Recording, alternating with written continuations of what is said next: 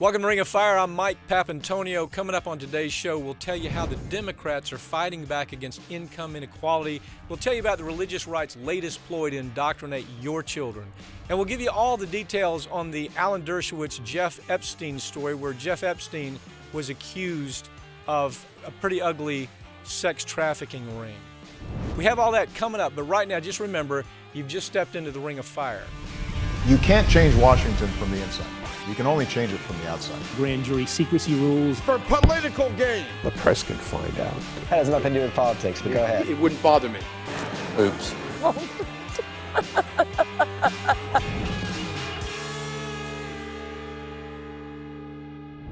Income inequality has become one of the most pressing issues with regards to the American economy.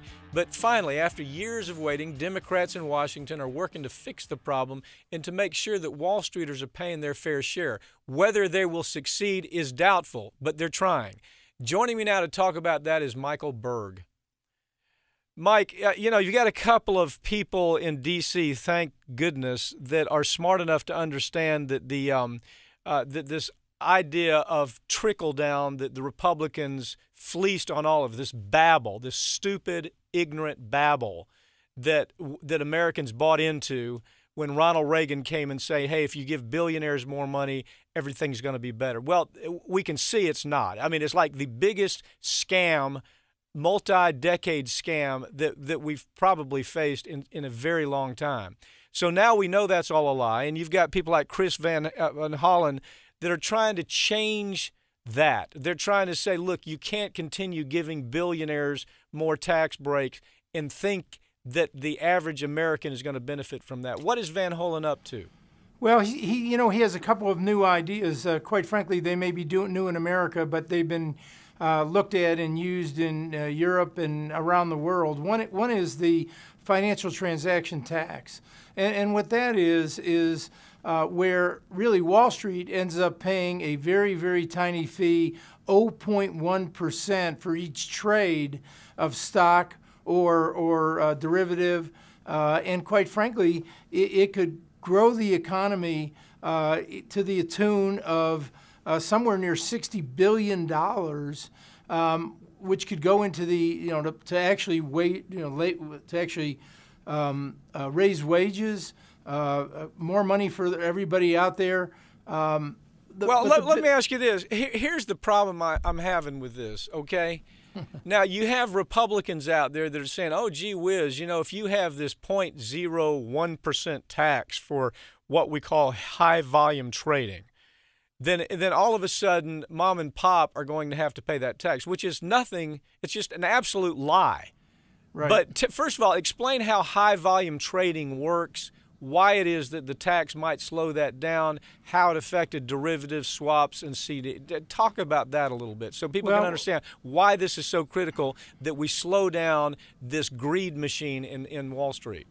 Well, what's going on with all the big banks and all the big houses, they're making these transactions all the time. These transactions are going on all the time, not for the benefit of us, but for their own benefit.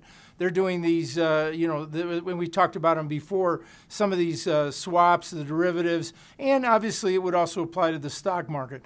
What the Republicans are saying is, look, it means that mom and pa is going to have 50% reduction in stock, which is really, again, it's just a scam because really it's going to hit mostly on these high securitized transactions that are going on at high rates of speed, which are creating billions and billions of dollars for those banks, just like it did before the crash in 07, 08.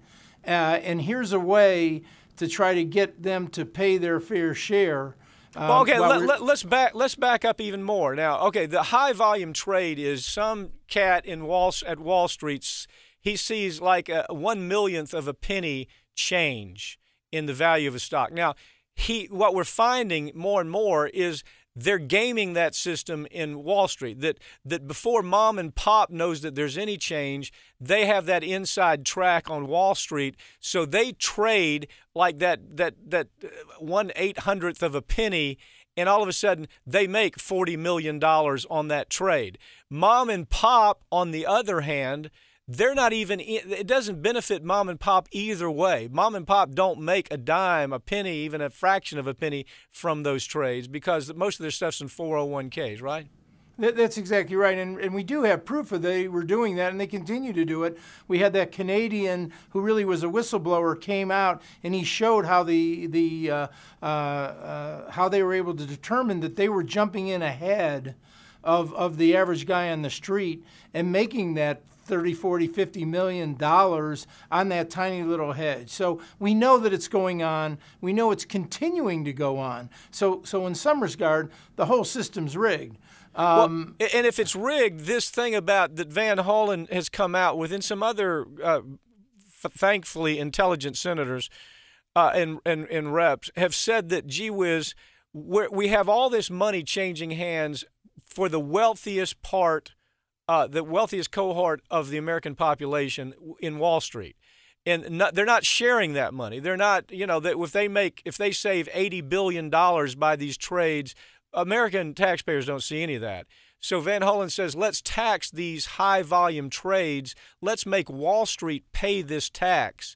And now what do we expect to see coming from the Republicans besides this media blitz that's a lie, that mom and pop has to pay this? Well, we're going to continue to see the lies. I want to mention Van Hollen also has the Paycheck Fairness Act, which is a whole nother, this came out of the Dodd-Frank Act, in which they're trying now to put together there that they have to, right now, the giant banks and billionaires are getting the benefit of the rich of getting basically a deduction, but they're not putting the money back into the economy. They're not raising wages. They're not doing anything. What we're going to hear from the Republicans, and by the way, these are wonderful ideas. They're never going to get past first base because we know the Republicans control now both the Senate and the House. But people can maybe read, people that maybe listen to things besides corporate media, maybe they can understand this better and they can understand just how bad this scam is. So what's Van Hollen doing? Well, what he's doing is he's trying to say, why should the American people be subsidizing billionaires? That's in terms of the Paycheck Fairness Act. He's saying, look, we're subsidizing this tax break that billionaires are getting. For to be more specific, Mike, it's about a CEO that gets paid $40 million a year, and he gets a tax break to get paid $40 million a year. Exactly. While mom and pop might be making $40,000 a year, and they get no tax breaks on their paycheck. That's what that is. Right, exactly. But even beyond that, the part that people have to understand is that because we do have deficits here, the tax that is being paid by that person who's the regular worker making $35,000 or $40,000 is subsidizing the billionaire who's making $30 to $40 million a year. And what he's saying is, look, we're going to allow you to get up to a $1 million tax break, but you have to do certain things. You can't go overseas and use overseas workers. You have to use American workers. You have to have pay raises in there. You can't have these layoffs. If we're going to give you the break, then you have to do something to help the economy here and help the middle class and help the people here who shouldn't be subsidizing you. You have to show some amount of patriotism, which Wall Street has. Wall Street has abandoned America. I mean, let's just be honest. Wall Street has, there's no sense of patriotism at all. They're going to look for that, how to save that 1/1,000,000th of a penny. They're going to search the world over. And Van Hollen says, at least this is one way to say you can either have the tax break or you can bring your manufacturing back to America. You can bring jobs back to America. You can show some little bit of patriotism right here in this country. Well, now let me talk about something else here. One reason that the Van Hollen issue is so important is because Van Hollen says that speculation killed our market. Speculation took us into the last dismal economy crash dealing with mortgages. It was speculation. So Van Hollen talks about how this will stop that speculation. Explain how and why. Well, what it'll do is it'll reduce those kind of speculative trades because they're going to have to pay for them now. They're going to actually have a tax on those trades. And so it will reduce, and he's hoping by 50%, some of the risks that we're having back into our economy. Remember, here's the crazy part, Michael, and our listeners and viewers need to know this. Dodd-Frank was put into, which had very little teeth, was put into effect to try to stop this kind of speculation. And what's going on in Congress right now is not only do they not want to put more teeth into Dodd-Frank, they want to roll it back. They want to basically go back and tell Wall Street, and remember, this is all funded by Wall Street. We have unlimited spending. They have unlimited power. Wall Street has the money, and they own Congress.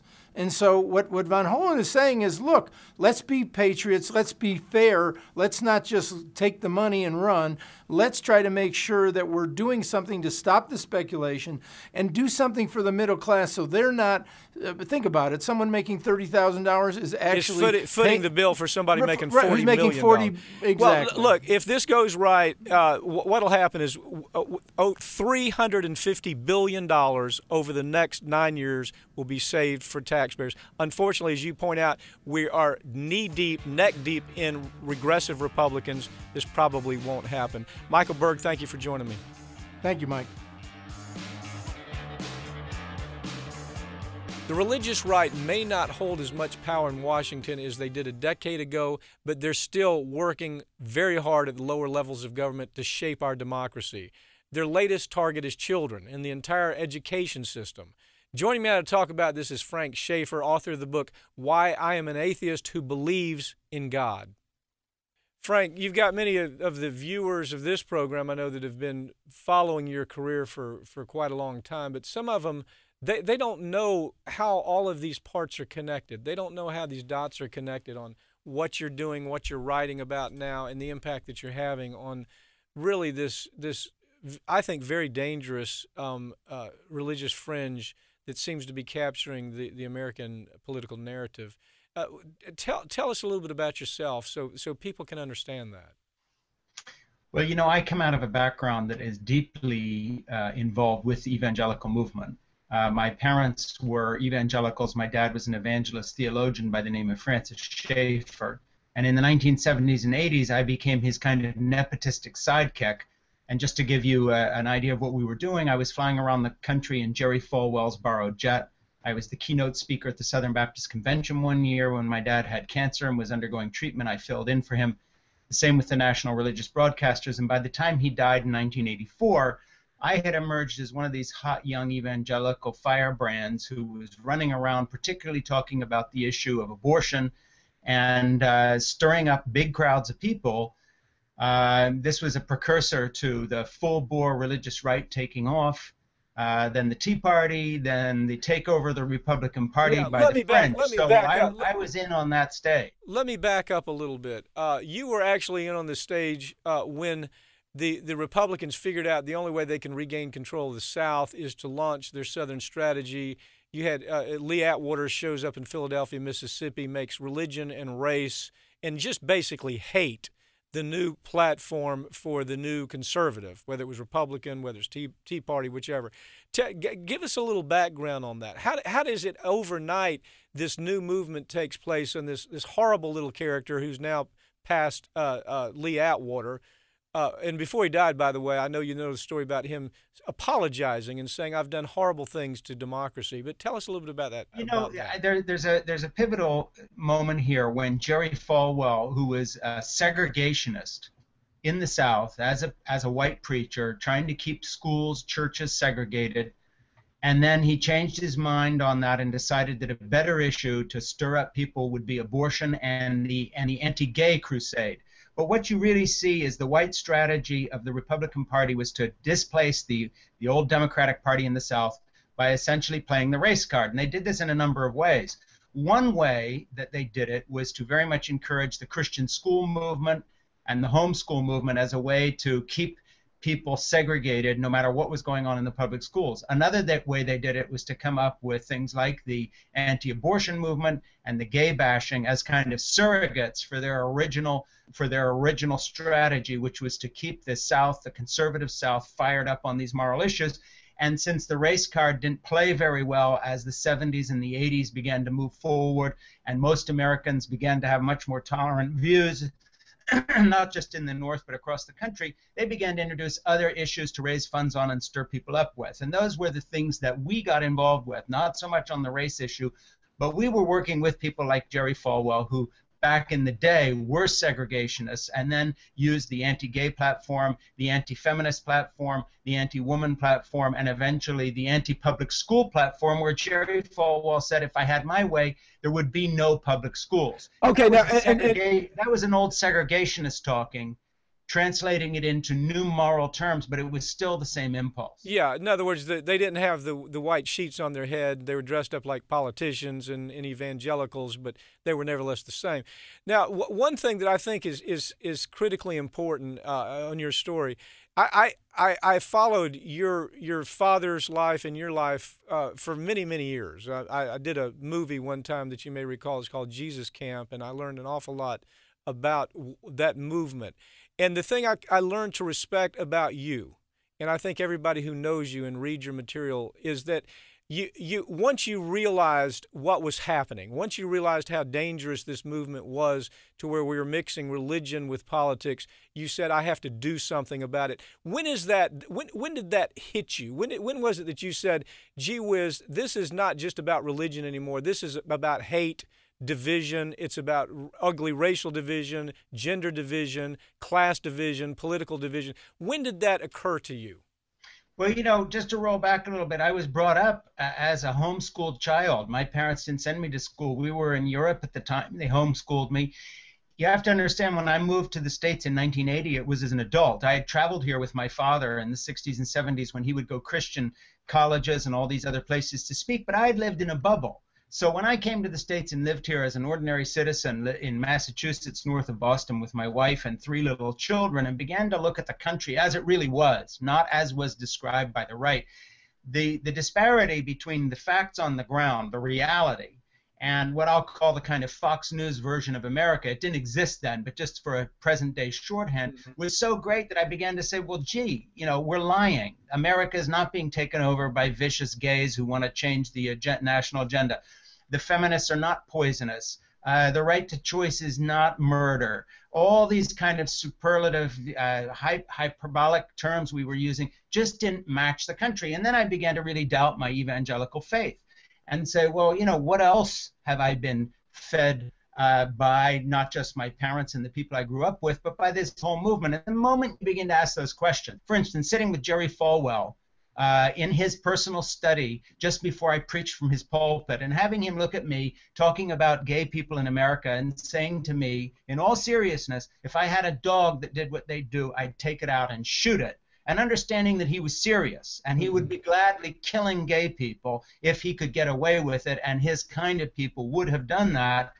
That level was not what I thought I had bought into. Look, I grew up in a family that was trying to reach people for Jesus, that thought abortion was a tragedy and we should provide an alternative, and somehow that began to morph into this movement. And so in my mid to late 20s, as a young father myself, I just looked to the future and said, hey, I cannot stay here. I have to get out. I took a big hit in income because there's a lot of money in the God business, but I can honestly say the only reason I still regard myself as a spiritual person, as I talk about in this book, Why I'm an Atheist Who Believes in God, still having those struggles, is because I got out. The most surefire route to complete loss of faith in both this country, myself, my family, would have been to stay in the evangelical environment. It was just dead. Okay, Frank, let me point something out that I think the viewers have to understand. As they're listening to you talk, they need to understand you are regarded, and I don't want you to have to say this, but it's the truth. You are regarded as one of the foremost critical theologians of our time. Whether you want to say, you know, there's a few of them. There's Houston Smith, wrote Wisdom Traditions, and there's a handful of people that I would regard as true theologians, and you're one of them. And I think the interesting thing, this evolution that you experienced was slow to come because of, I suppose, because of what every evangelical child maybe has to experience, and that is this closed world of you. It's almost a brainwashing, if you will. That's what I learned from the movie Jesus Camp.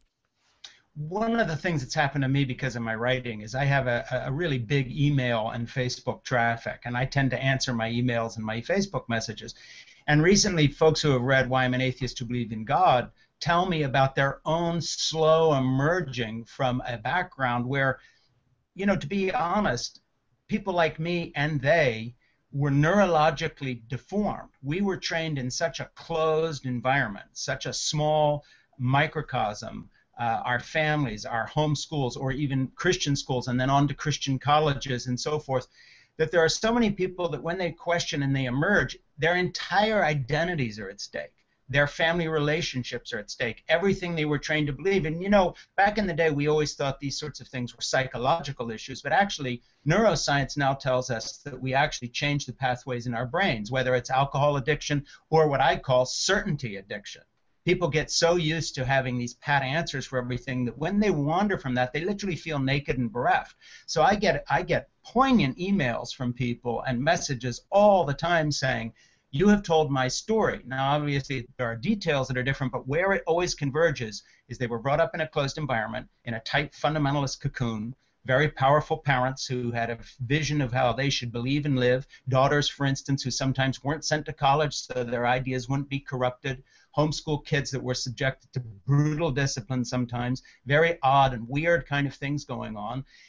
Even in the less extreme cases, a very narrow and closed view of the world. And all of a sudden, people begin to emerge from that cocoon, and it's a crisis. And I hear from them all the time. And I share that crisis with them, which is one reason I have a readership of people who call themselves either post-evangelical or fundamentalist survivors and others like that who really identify with my writing. And in the correspondence with them, I find a tremendous vulnerability in both directions. Frank, I think one reason people like to read what you write about is if I were to characterize you, when I read, I hear the Sermon on the Mount. When I read what you write, I think of the Beatitudes, and I see this distinction between what I call the Old Bible and the New Bible. Am I getting that wrong, or am I saying what the message that you're really trying to put out there? Yeah, absolutely. I mean, I think one of the things that happens with folks who are reading my current book, for instance, is they're surprised because here I have this deconstruction of American fundamentalist Christianity, and I talk about my own doubts. I talk about embracing paradox. I talk about holding two opposite point of views at once and at the same time being a spiritual person. And then I finish up in the last third of the book trying to really talk about what the actual teaching and life of Jesus represented as reported in the New Testament rather than the evangelical spin on it. And I really get down to this essence of trying to discuss whether the content of our characters and how we treat other people is the essence of the teaching of Jesus and what Christianity could be or should be or would be, and whether evangelical Christianity, which is really the Tea Party, and with all the hatreds they have of not just gay people, but across the board. I mean, insane stuff that we've got going on, Christian Zionism and other movements which are just really intolerant of everybody that cuts across their path. When you look at it, I think the choice is really clear between an authentic Christianity, which goes into the message of Jesus, and what has been sold to us in this evangelical-dominated era. And I would just add one thing. The difference between my day when I was in the evangelical leadership position and then left the movement and grew into a different person, and today, is we used to be fringe kind of rabble-rousing characters knocking on the doors of ordinary politicians like Ronald Reagan or Jack Kemp, who happened to be a friend of mine. Agree or disagree, these were regular politicians. Today, the fringe has actually taken over the heart of the party. And the people running the GOP now, the Tea Party candidates, but even the, quote, mainstream GOP, they are the radicals we used to be. They're now inside Congress running it. That's the difference. We were on the outside. How did that graph? If I read what you have to say, your focus is heavily on the South, which I would agree with. I mean, I was raised in the South, and you had to, in order to graft religion with politics, you had to tap into some of the very ugliest characteristics that routinely was the South. I mean, whether it was race, gender, abortion, you name it. Anti-intellectualism, whatever it may be, you had to graft those two. What is your take on how that was done? If you really cut to it and you say this is the thing that was this was the sealant, what was it? They took the energy of the racist South and they merged it with a moralistic stand against feminism which also then morphed into the anti-abortion movement. And so that basically brought northern evangelical Christians in who would not have felt comfortable on a straight-up racist, segregationist approach to either white schools being run as private schools or even reasons for homeschooling. But when it was given a twist of an anti-feminist stand for family values, then the net got wide enough so you had this weird coalition of Southern racists, bigots, who are still there, by the way. They're the people who have tried to derail the Obama presidency as congressmen and senators from the beginning, with the lies they told about him and all the rest of it.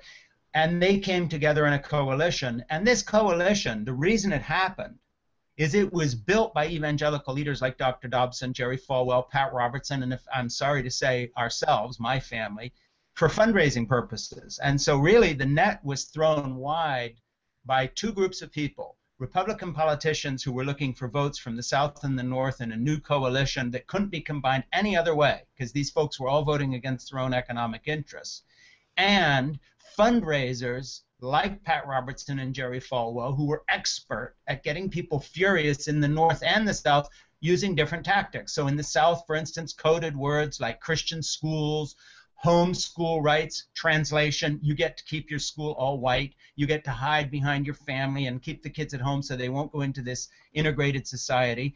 And then in the North, rile people up against gay people, on abortion, feminism, what's happening to our schools, and Frank, so forth. Let me ask you. And this coalition became incredibly powerful. Didn't you have to have homeschooling in order really to continue selling this notion of anti-intellectualism? What I mean is there's no such thing as climate change. The Earth is only 6,000 years old. Darwin was wrong. Didn't you have to put them in a closed world in order to accomplish that? Yeah, I mean, there's two kinds of homeschoolings and a lot of gradations in between. So I don't want to generalize, but let me just map it out this way. There are some parents who are concerned. They live in an area or a city where the schools aren't good. They could be liberal secularists. They could be voting Democrat. That's a few people. But the majority have not homeschooled because their primary interest is education. Their primary interest is indoctrination and discipline. And so the more the society has opened itself to science and to evidence, whether it's on climate change, evolution, sexual relationships, gay marriage, whatever it may be, the more tightly they want to circle the wagon. And so to understand evangelical homeschooling, you really have to look at the history of Mormonism in this country when they head out into Utah and other places to get away from anybody who could corrupt them and do their own thing. So really, evangelical homeschool movement is one family at a time escaped to Utah and the Salt Flats, if you like. I'm not talking about the theology per se, but the mentality. It's circle the wagons, the chosen people, American exceptionalism, and now it's just me and my family who believe right. And you know, we have our guns, we have our homeschool, we're gonna protect ourselves, and we're gonna keep our kids here. These same people try to keep their kids out of secular colleges, and so the point here is to try to insulate their child against any evidence to the contrary of what they say they believe. I don't know whether I get the term for you, but it's paranoid isolationism. I've heard the term, and I think it's very accurate. There is a paranoia, and the paranoia does breed isolationism to where it is otherness. It is us against everybody else to protect our family. I've got about a minute. Tell me what your take is on that. And I'd throw one more word in besides the isolationism: victimology. These people are expert. Look. They run both houses of Congress as you and I speak. They've had a lot of presidents in the White House. Fox News is a powerful media, and the quote, mainstream media is pro-war. They got us into Iraq. They've got everything going their own way. They persecuted our president, and yet they still portray themselves as poor little old me victim. So it's paranoia combined with the idea that the big bad world is out to get them. So circle the wagons, keep the kids at home, indoctrinate them, and these children emerge shell-shocked. And they look around the world and nothing matches what they were told. And sometimes shell-shocked literally in that they've been disciplined so harshly in these houses that you really begin to wonder why the legality of this is maintained. Beyond supervision, hey, a kid in a public school, somebody eventually sees the bruises or the whip marks on the back. Where's the accountability? There's a lot of questions about these little tight paranoid units right. that are educating children. Frank, we're out of time. I could sit and talk to you all day about this. I'll have you back on. This is a story that people just need to hear more and more. Frank Schaeffer, author of many, many great books. You'll see the book available right on our site, and you'll see it on the air. Here's his last one, and it is brilliant. Thank you for joining me, okay? Hey, it's always great. Thank you for having me. Frank Schaeffer's latest book is Why I Am an Atheist Who Believes in God.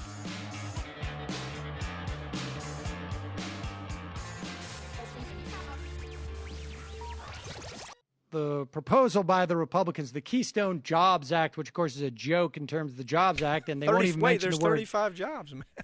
Exactly, but there's all the jobs that could come if there is a leak, which of course is always man, we can really employ some people. A potential. But there have been, just a series of reports that have come out just in the past couple of weeks here about new pollutants that we're finding that come from all sources, Sam. This pipeline that you're talking about, yeah. I mean, here we've got cancer-causing component of this oil that's being detected in the drinking water is benzene. It causes leukemia. And there's no question, there's no speculation. Yes, it causes leukemia. It will kill you, and people are drinking that. People have been raising hell, Sam, about me not being around lately. I haven't been doing the news. Well, that's a case. I've been working on a case that almost. You want to hear it? The case is incredible. I do. Okay, so DuPont. By the way, go see Foxcatcher if you want to see how dysfunctional, how it all flows from the top with this company, DuPont. You got to see this movie to understand what I'm saying. Foxcatcher really tells you this is the groundwork for what DuPont is all about. It all flows from the top there. But so anyway, I'm asked to handle another case against DuPont. Last time I went to trial with them, we hit them for almost $400 million because they completely obliterated an entire community, causing cancers of all kinds. And the jury came back, and it was very clear that the product caused cancer. They destroyed an entire community of West Virginia. So this time, listen to this one. Teflon that you have on your pan in the morning that, you put an egg on there and it doesn't stick. And you go, wow, this is great. Well, throw it away. Okay, throw it away. There's something in the Teflon, it's a fluorocarbon called C8.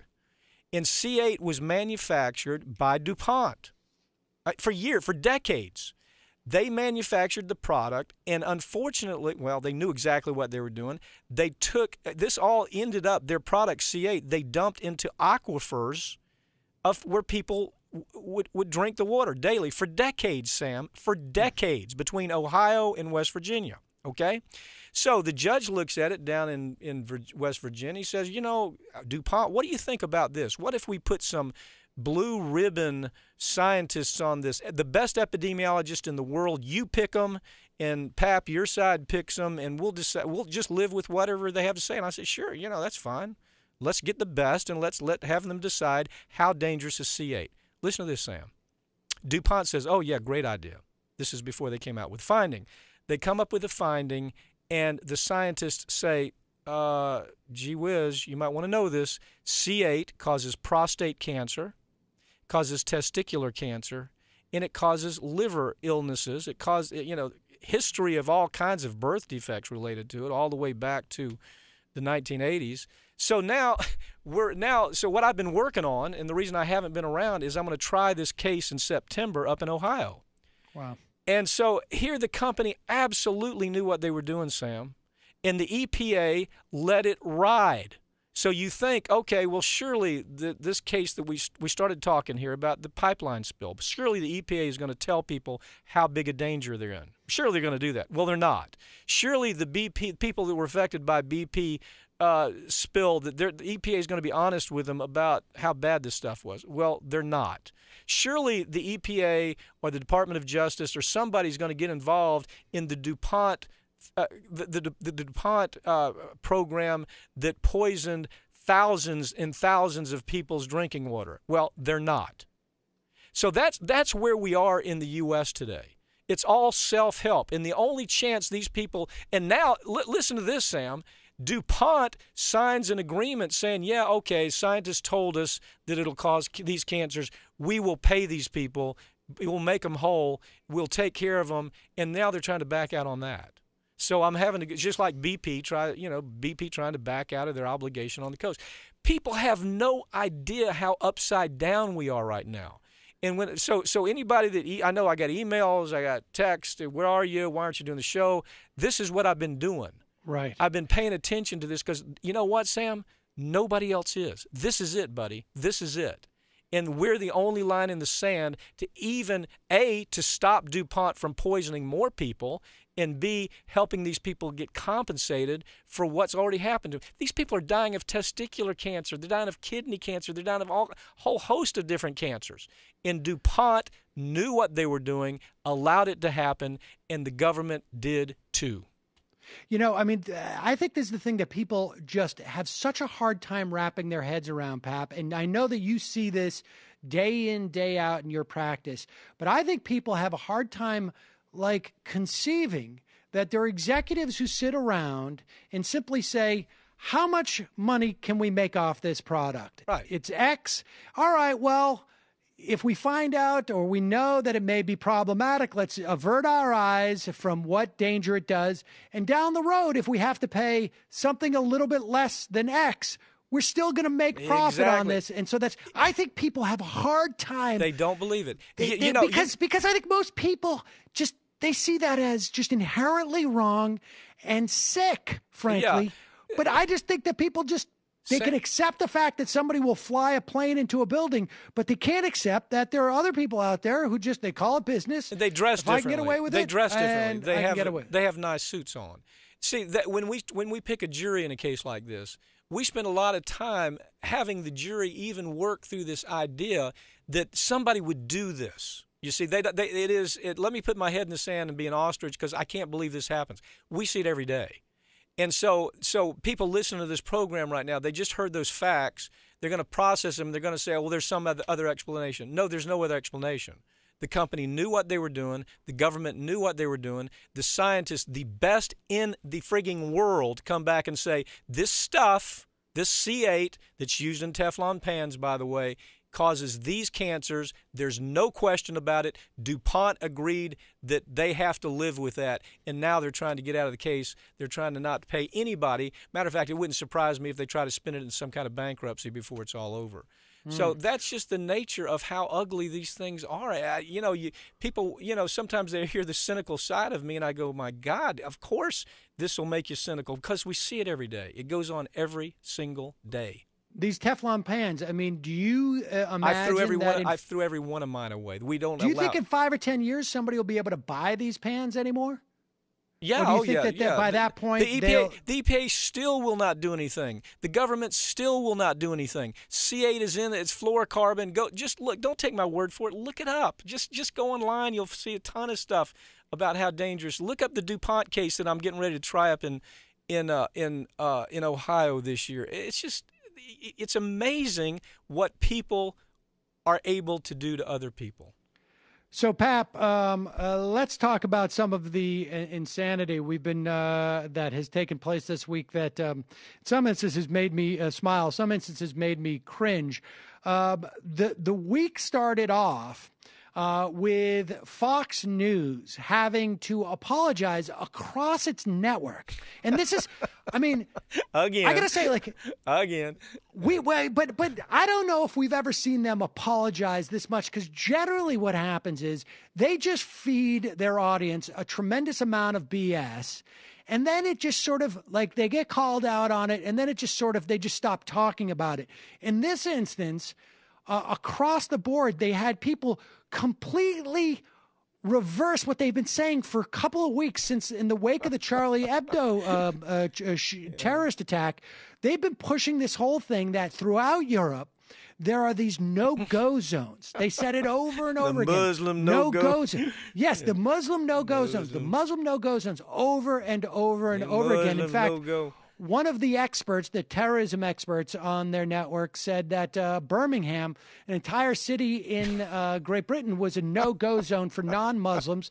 He was called out by the Prime Minister of Great Britain as an idiot on national television. And so I love that story. But it gets better, because this past weekend, leading into the beginning of this week, they have about multiple apologies where they basically say, everything we've been talking about, these no-go zones over the past 2 weeks, is completely unsubstantiated. There's no evidence to any of it. None of it exists. Now, here's the irony.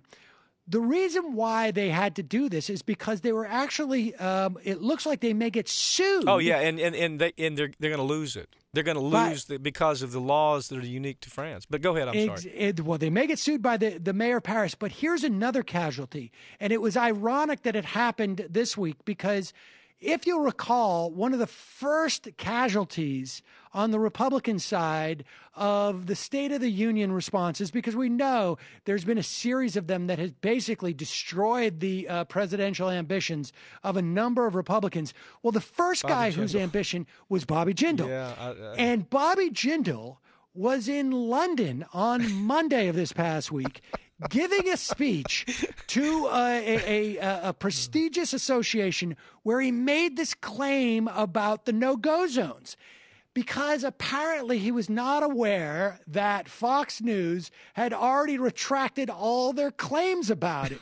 And so Bobby Jindal found himself in the situation of having to say to the BBC, no, doubling down on it and getting called out on British television. What's so great. Bobby Jindal, again, has to go back underground, wait another year before he can get his respectability back. No. Bobby Jindal could be sued as well. Let me just tell you something. People don't understand. The laws over across the Big Lake there are different. Some of this is criminalized, Sam. So this is criminal. This is not just civil conduct in some parts of Europe. So now what you do is you forum shop. You say, okay, where do we want to bring it? Okay, he was in London. The laws are very similar in London as they are to France. The laws in Sweden, for example, I mean, you can go to jail for this kind of stuff.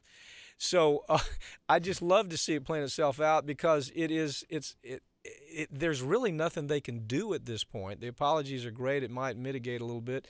But what's so amazing is the way this just continued and continued. Look, there's so many crazy stories like this. How about this, Sam? The white survivalist that shoots a black Oklahoma policeman, just guns, shoots the guy, and there are no charges. He walks free, shoots him 4 times. Did you see this? This is bizarre. I mean, particularly when we've seen what happens, the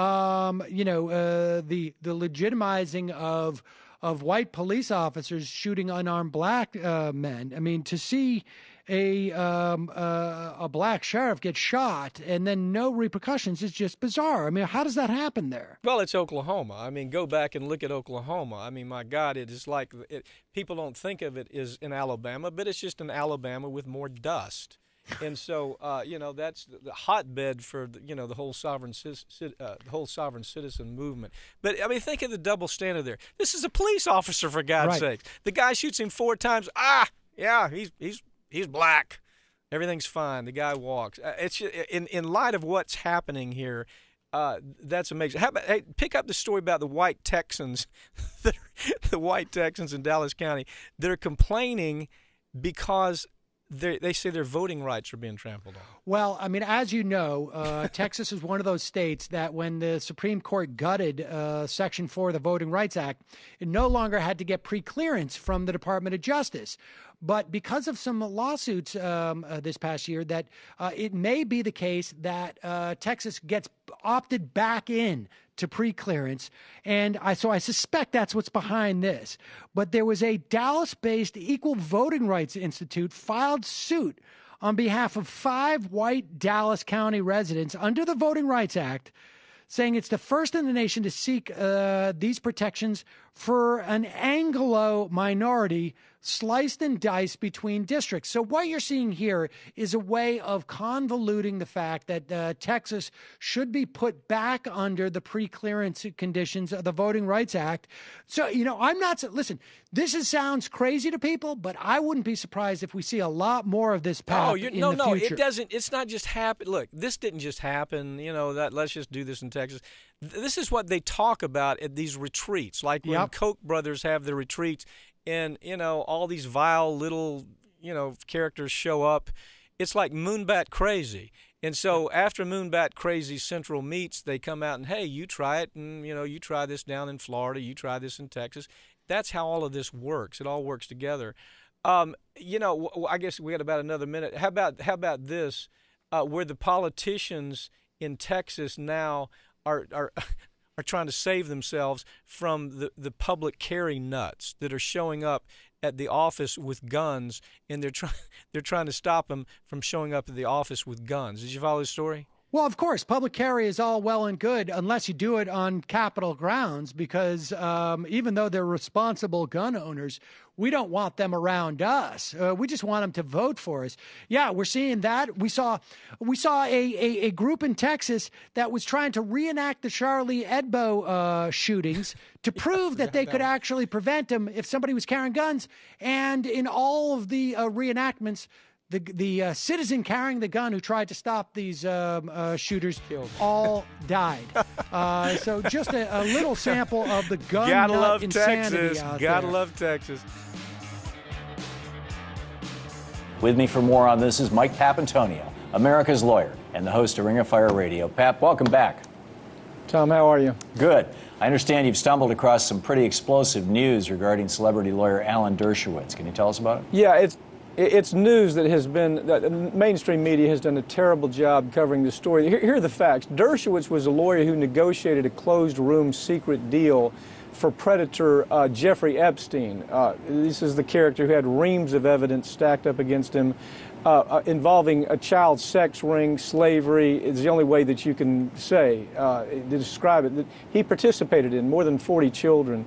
In absolute secret, Dershowitz negotiated this deal that forgave multi-billionaire Jeff Epstein for procuring sex with about 40 children, some of them as young as 12. Some of them were trafficked from other countries.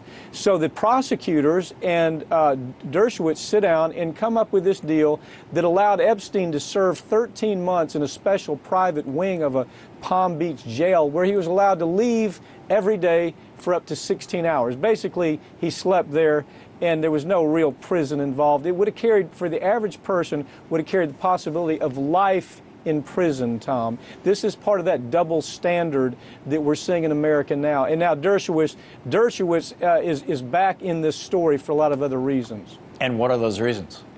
Well, Dershowitz and England's Prince Andrew were also accused of participating in sex with children at Epstein's house. Now, Dershowitz has denied all that. Prince Andrew has denied all that.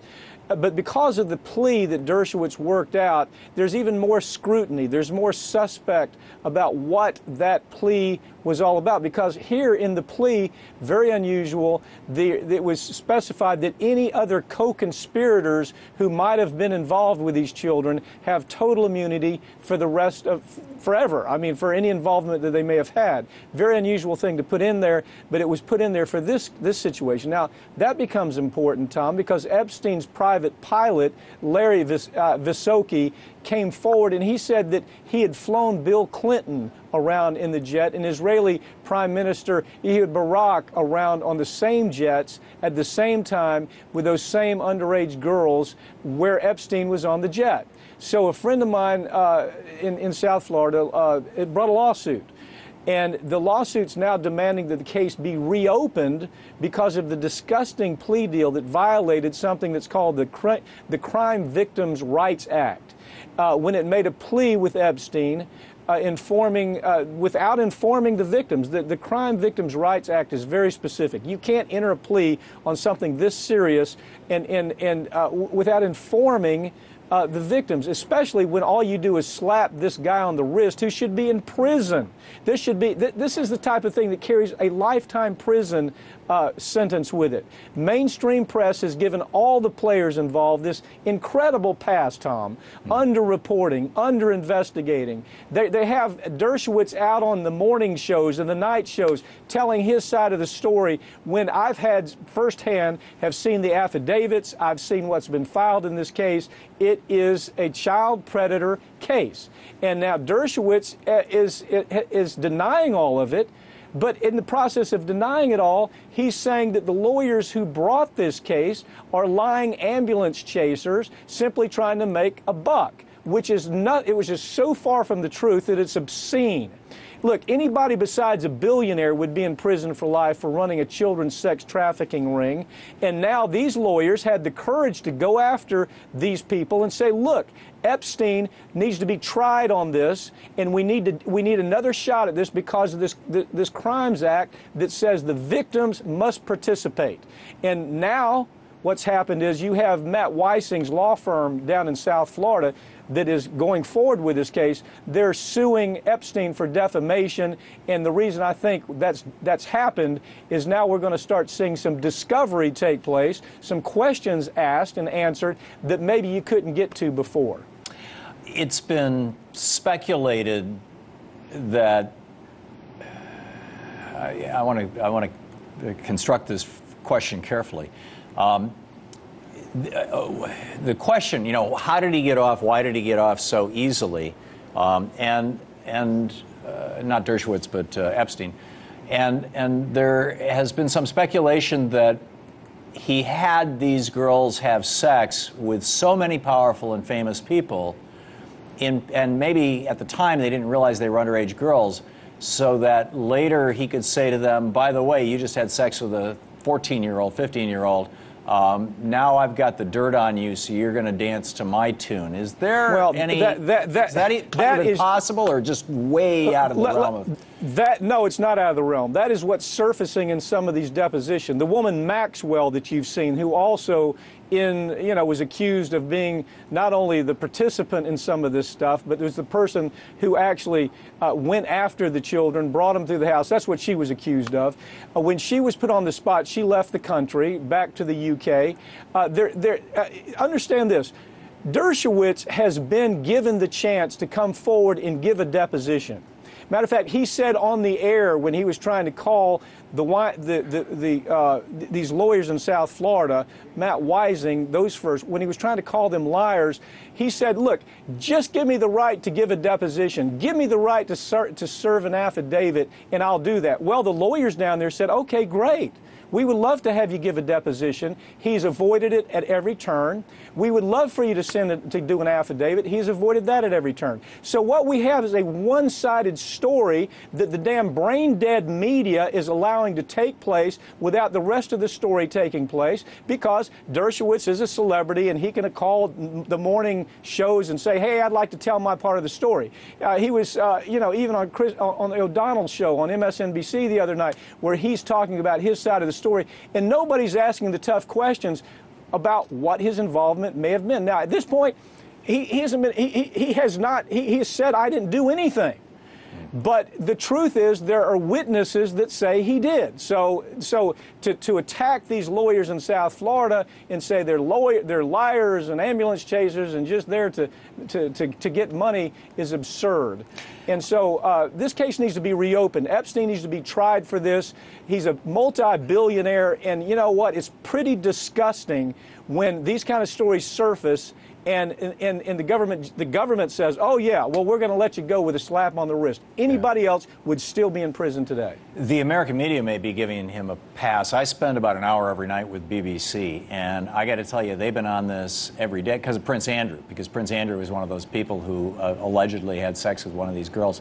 And one of the things, and they've been publishing pieces from this affidavit, I'm assuming it's the one you're talking about, and one of the things that they mentioned, I think it was in the last day or two on the BBC, was that Bill Clinton was on the plane with these girls, but that the girl who had, the young woman, she's an older woman now, who had provided the affidavit said he wasn't having sex with anybody. Do you think that one of the reasons why Republicans haven't jumped all over this thing and amped it up to the level of a Fox News 24/7 Benghazi kind of story is because there's no evidence that Bill Clinton was having sex with anybody? He just happened to be on the plane? Well, at this point, look, nobody has pointed fingers at Bill Clinton. Some of this information is out there simply to develop a witness list. Look, if you're at his house, if you're at Epstein's house, and you see a parade of girls coming in and out, constantly, and somebody says something's not up, Well, you know, you ought to be able to ask questions about that. You ought to be able to explore that further. Here, the Epstein team ordered private investigators by the truckload to harass and to threaten, offer money to families in exchange for non-cooperation with the investigation. I think where we are here, it's my opinion, Dershowitz has moved into some dangerous territory with his efforts to attack and discredit this law firm down in South Florida. These are real lawyers, Tom. These guys, I don't care who Dershowitz is. Dershowitz can line up in a courtroom the same way anybody else can. And right now, he is in their crosshairs because they have been put in a corner. And so I think this is going to continue to heat up. This is Bill Cosby's story on steroids. Yeah. 30 seconds, Pap, left. Is this beyond the statute of limitations? Are these guys beyond the reach of the law? No, they're not. There are all types of ways to look, if you open this case and you show that there was some fraud involved in how all this took place, you know, that's going to be a serious problem for everybody. Yeah, amazing. And I'm guessing there's probably civil damages as well that could be recovered. Huge. Mike Papantonio, thanks so much. It's great to see you, Pap. Thanks. Thank you, Tom. That's it for this week's Ring of Fire, but you can keep up with us throughout the week online at ringoffireradio.com or on Twitter at Ring of Fire Radio and on Facebook. I'm Mike Papantonio, and we'll see you next week right here on Ring of Fire.